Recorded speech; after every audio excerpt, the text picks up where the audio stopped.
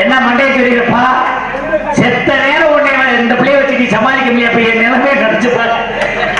உண்மை உண்மை யாராருக்கும் செலவு வைக்கிறாங்க உனக்கு வைக்கிறது வச்சது அப்படின்னு இந்த பிள்ளை வாய்க்கு வந்த மாதிரி பேசி பிடிச்சு ஆம்பளையில பட்டு அடிச்சு விட்டேன்.